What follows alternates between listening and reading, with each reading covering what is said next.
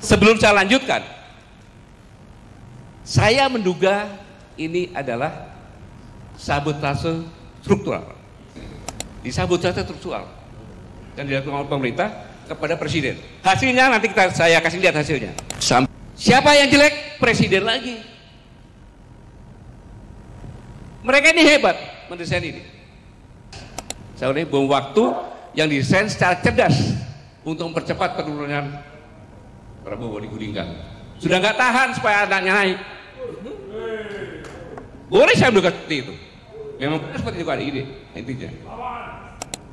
Teman-teman tolong perhatikan ini baik-baik. Saya sendiri sempat merinding ya ketika mendengar ulasan ceramah mantan Panglima TNI Gatot Nurmantio di acara reuni kami beberapa waktu lalu. Saya merinding karena apa yang dipikirkan Gatot sama dengan asumsi yang sedang saya pikirkan bahwa Prabowo sedang disabotase oleh lingkaran dalam kekuasaannya agar segera turun dari jabatan. Nada kecemasan ini nyaris sama dengan apa yang disampaikan Prabowo dalam berbagai pidatonya bahwa ada antek-antek asing yang sedang bekerja menghancurkan pemerintahannya. Peringatan ini bukan sekali loh, tapi berkali-kali disampaikan Presiden Prabowo dalam berbagai momentum pidatonya. Gatot belak-belakan menyampaikan narasi yang mengerikan, sebuah skenario tentang pengkhianatan dari dalam yang ditujukan langsung untuk meruntuhkan pemerintahan Presiden Prabowo Subianto yang belum genap setahun berkuasa. Ada banyak tanda-tanda kurang baik yang mengarah ke Presiden Prabowo Subianto. Gatot mencium gelagat kuat ada pihak-pihak tertentu yang ingin menjatuhkan Presiden Prabowo Subianto, dan yang paling berbahaya, mereka bergerak dari dalam istana itu sendiri. Narasi Gatot bukanlah isapan jempol belaka. Ia membedah satu persatu peristiwa yang terjadi sejak Prabowo dilantik pada Oktober 2024 lalu, merangkainya menjadi pola yang koheren dan hasilnya cukup menakutkan. Menurutnya, serangan itu dimulai hanya 3 bulan setelah Prabowo menjabat. Sebuah momentum penting yang sangat dibutuhkan oleh pemerintahan baru dalam melakukan konsolidasi kekuasaan. Program andalannya makan bergizi gratis untuk anak sekolah dan santri diluncurkan dengan awal yang gegap gempita. Namun, hanya dalam hitungan minggu, program ini mulai dihantam oleh tragedi. Di berbagai daerah di seluruh Indonesia, ratusan anak sekolah mengalami keracunan massal setelah menyantap makanan dari program tersebut. Insiden ini menjadi pukulan telak untuk menciptakan kesan bahwa program andalan Presiden justru membawa malapetaka. Namun, ini tentu bukanlah yang pertama. Gatot sudah mencium aroma ini sejak Januari 2025 sebagai titik awal dari serangan yang lebih sistematis. Tanda-tandanya mudah dibaca, dimulai dengan kebijakan yang tidak populer namun tak terhindarkan, seperti kenaikan pajak pertambahan nilai menjadi 12%. Masih ingat kan? Ya, meskipun merupakan kelanjutan dari undang-undang sebelumnya, momentum implementasinya terasa janggal. Kebijakan ini langsung memicu gelombang protes kecil dan keresahan di tingkat masyarakat bawah, menggerus popularitas pemerintahan yang baru berusia seumur jagung. Hampir bersamaan, isu-isu lain juga meledak secara serentak, seolah diatur oleh seorang konduktor yang tak terlihat. Kasus pagar laut di pesisir utara Jawa yang mangkrak dan memicu kemarahan nelayan. Kelangkaan tabung gas 3 kg yang tiba-tiba melanda di berbagai daerah menyulut kepanikan di kalangan ibu rumah tangga dan pelaku usaha mikro.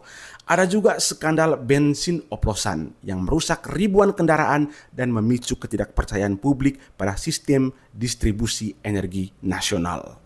Pemerintahan Prabowo terlihat kalang kabut, berlari dari satu titik api ke titik api lainnya.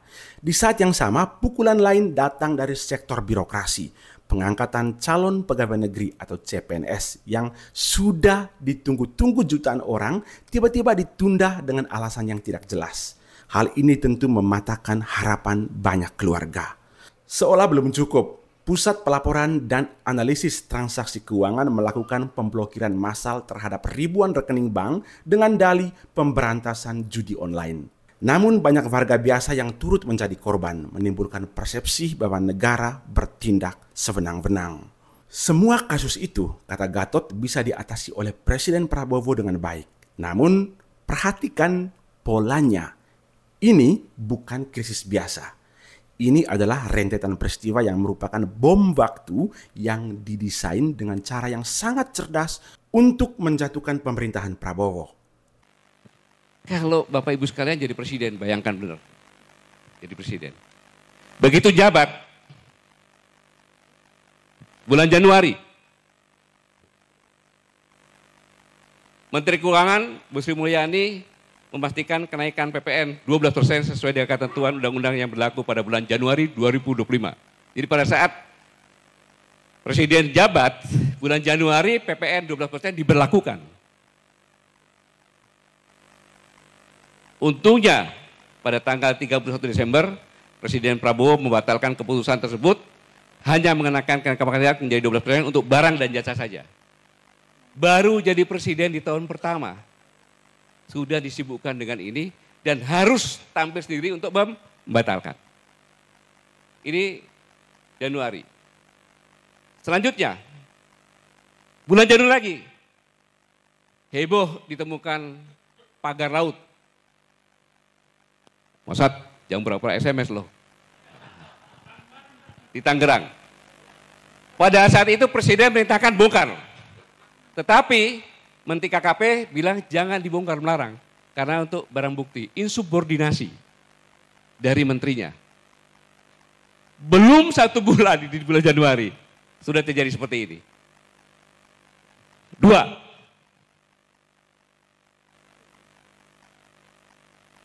Pada 1 Februari, Menteri Bahlil tentang gas melon, pakai antri-antri, kemudian ada yang sampai meninggal. Baru 2 bulan ada 3 perkara nih. Dan kebijakan Bahlil dibatalkan oleh Presiden. Yang keberapa itu? 3 ya? Masih bulan Februari lagi. Heboh. Bensin oplosan. Ini kalau terlambat diketahui, mesin-mesin motor masyarakat kecil itu rusak. Akhirnya berbondong-bondong isi bahan bakar di Shell. Sebelum saya lanjutkan, saya menduga ini adalah sabotase struktural. Disabotase yang dilakukan oleh struktural pemerintahan sendiri. Saya menduga itu. Boleh saya menduga seperti itu. Kalau dia panggil saya sebagai yang menyampaikan ini. Sabotase struktural yang dilakukan oleh pemerintah kepada Presiden. Hasilnya nanti saya kasih lihat hasilnya. Sampai Kejaksaan Agung menangkap beberapa dari Pertamina. Februari sudah, sekarang bulan Maret. Menpan RB mengumumkan penundaan pengangkatan calon pegawai negeri sipil dan PPK. Jadi ribut.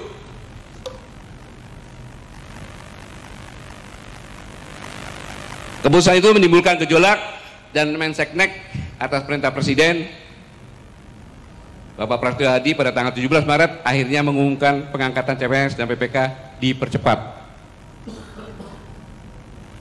Baru 3 bulan di tahun yang baru sudah seperti itu.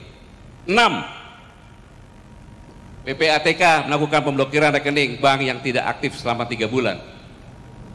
Logika berpikirnya, tidak mungkin PPATK melakukan itu. Itu kan tidak terduga. Karena PPATK adalah intelijen untuk keuangan. Dia tidak punya hak, hanya melaporkan. Harusnya sudah dipenjara ini orang ini. Presiden turun tangan lagi. 122 juta rekening diblokir. Heboh. Kalau seandainya tidak diatasi, bayangkan seandainya 122 juta ini antri di bank dan narik rekeningnya. Jatuh nggak Presiden? Jatuh presiden. Ada contohnya negara seperti itu. Kemudian sudah diperintahkan untuk dibatalkan. Sudah batal? Belum. Pembangkangan lagi yang kedua. Kenapa? Bank harus orang sendiri yang membuka. Timbullah maki-makian, presiden goblok, presiden bajingan, presiden kurang ajar dari luar negeri.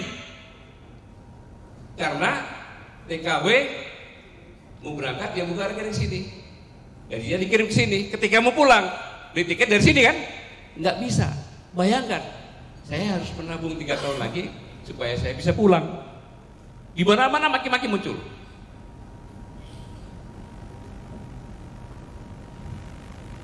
Itu kelakuan PPATK. Selanjutnya muncul pemerintah sedang merampas uang rakyat. Negara menghambat akses rakyat terhadap hak keuangannya. Tujuannya melegitimasi kepemimpinan Presiden Prabowo.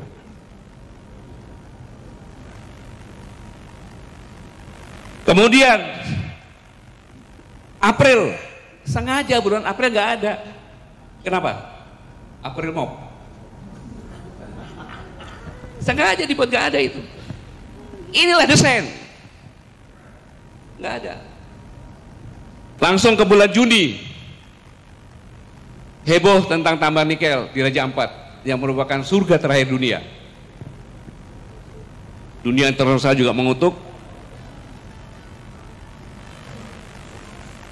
Pada tanggal 10 Juni atas arahan Presiden, 4 dari 5 siup nikel di Raja Ampat dicabut oleh Menteri SDM. Padahal Menteri SDM ada di dalam 4 itu.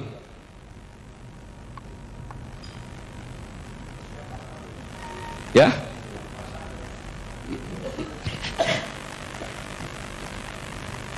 Belum selesai itu, ada lagi gara-gara lagi. 4 pulau di Aceh oleh Menteri Dalam Negeri. Ya kan? Dikasihkan ke Sumatera Utara. Udah meningkat kepada kemungkinan disintegrasi bangsa. Siapa yang jelek? Presiden lagi.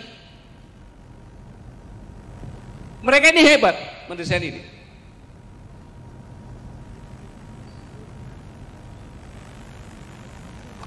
Selanjutnya bulan Juli, seorang pejabat di Kopdinggi mengeluarkan wacana Beakol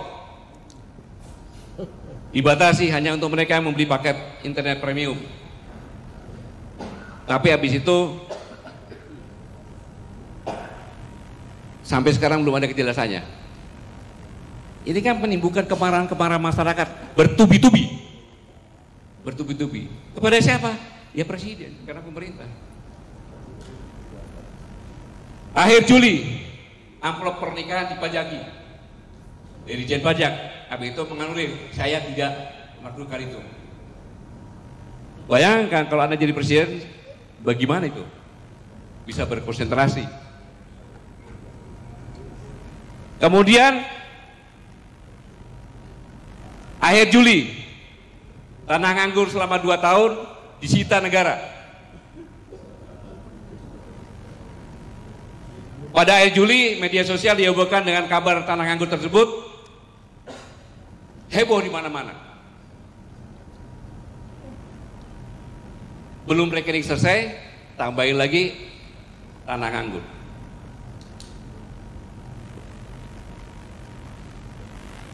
Akhirnya muncul di media sosial, rekening nganggur 3 bulan diblokir, tanah nganggur selama 2 tahun disita negara. Kami nganggur bertahun-tahun, pemerintah tak peduli.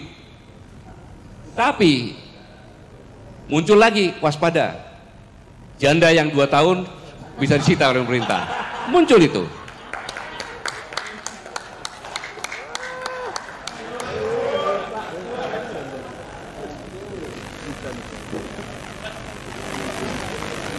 Habis itu menterinya menanggapi semuanya, memangnya mbahmu bisa bikin tanah? Menterinya seperti itu. Seorang menteri bicara seperti itu, bukannya mendinginkan, tapi seperti itu. Untung belum ada pati itu. Dan akhirnya minta maaf. Keributan demi keributan itu masih terus berlanjut. Karena bulan Juli itu harus puncaknya sampai Agustus, maka bulan Juli ada lagi. Ketika Presiden memberikan abolisi dan amnesti untuk Thomas Lembong dan Hasto, keputusan Presiden diserang. Saya tahu yang menyerang itu adalah gabungan YouTuber Nusantara. Akhirnya majulkan Prabowo. Itu tujuan mereka memang. Bahkan saya yakin Bapak Ibu sini mungkin setengahnya lebih sudah membenci sama Prabowo. Iya kan? Kemudian 8 Agustus 2025, Menteri Keuangan lempar wacana rakyat untuk ikut urunan dan partisipasi untuk gaji dosen. Di kampusnya Pak Saganda itu udah ngomongnya itu. Kan sama aja menurunkan bahwa dosen-dosen itu adalah orang yang tidak perlu dihargai. Ini jangan sembarangan nih, kata-kata ini sangat luar biasa ini. Nah, kemudian puncaknya tanggal 13 Agustus 2025, Ibu Besar di Pati menolak kenaikan PBB sebesar 250. Terjadi keributan. Ya ada kesalahan kepemimpinan, ya. Tapi inilah yang saya katakan bom waktu yang didesain dengan cara cerdas. Saya ulangi, bom waktu yang didesain secara cerdas untuk mempercepat penurunan Prabowo digulingkan. Sudah nggak tahan supaya anaknya naik. Boleh saya bilang seperti itu. Memang seperti itu kan ide intinya. Poin paling mengerikan dari analisis Gatot adalah tudingannya tentang sabotase struktural. Ia menyoroti sebuah anomali yang baru terjadi dalam 10 tahun terakhir, yakni pemotongan dana transfer dari pusat ke daerah yang besarannya mencapai 20 sampai dengan 25%. Pemotongan anggaran ini secara efektif melumpuhkan pemerintah daerah.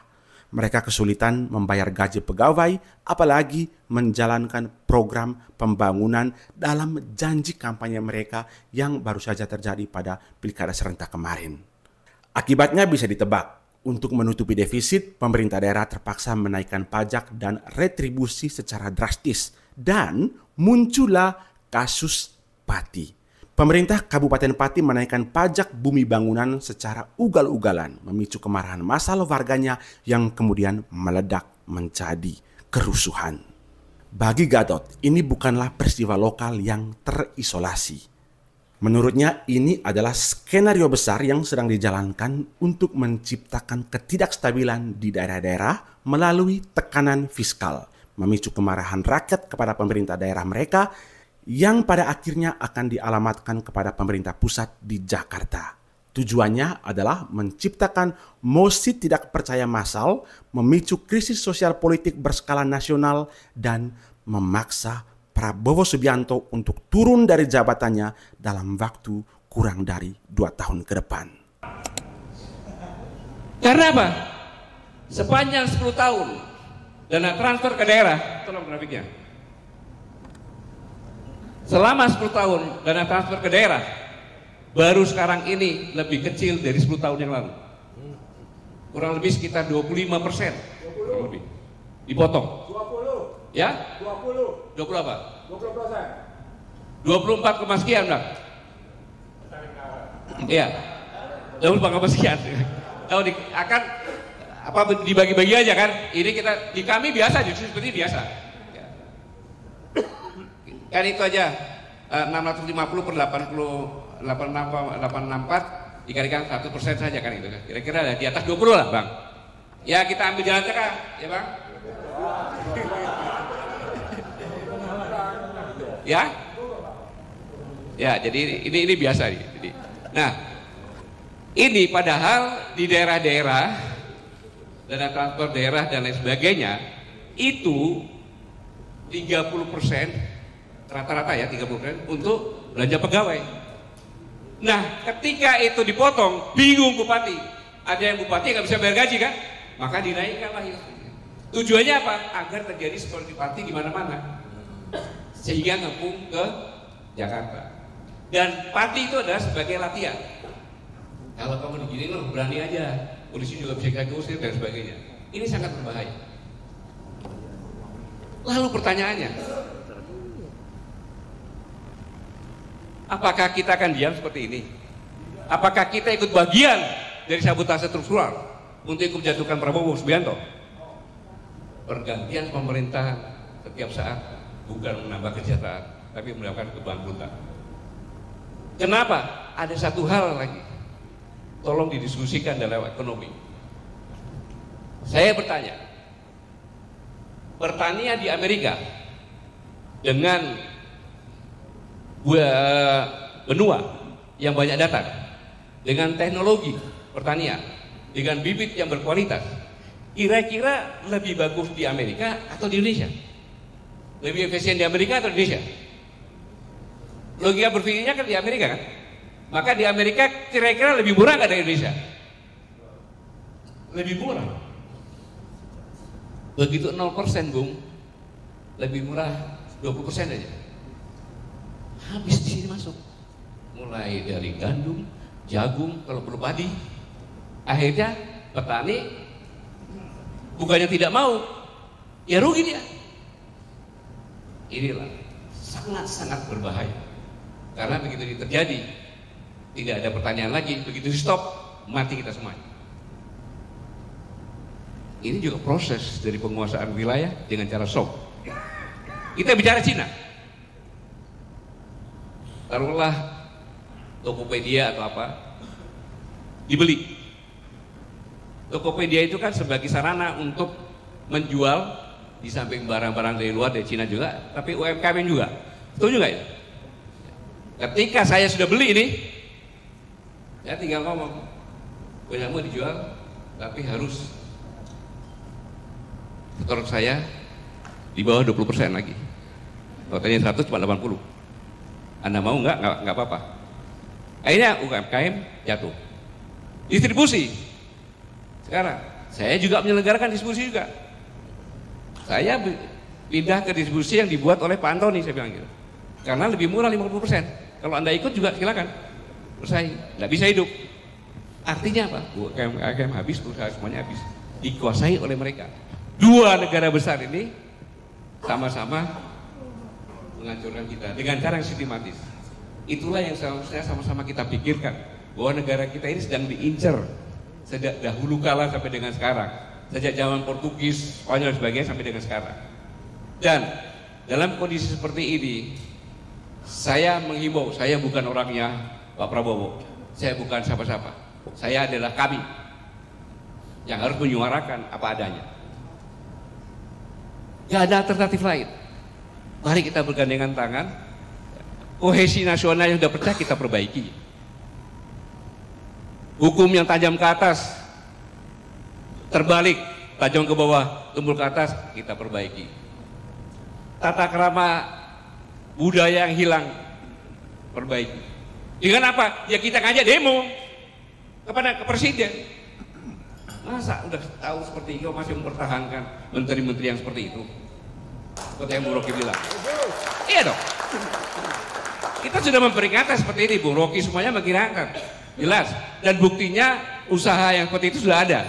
Kemudian sudah dihianati dengan sistematis seperti ini. Masih tetap. Aneh dong.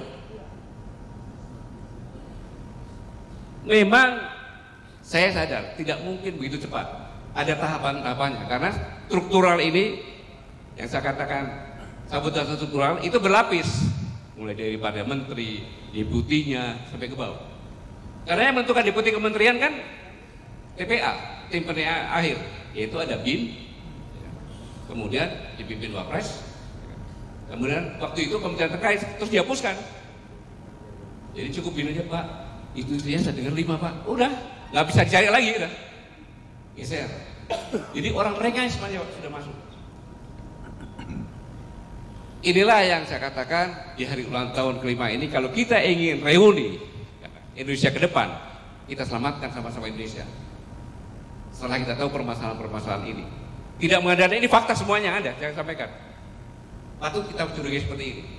Mari kita bergandengan tangan, kita ajak semua masyarakat bergandengan tangan agar membalikan Indonesia seperti lagu yang kita lakukan tadi.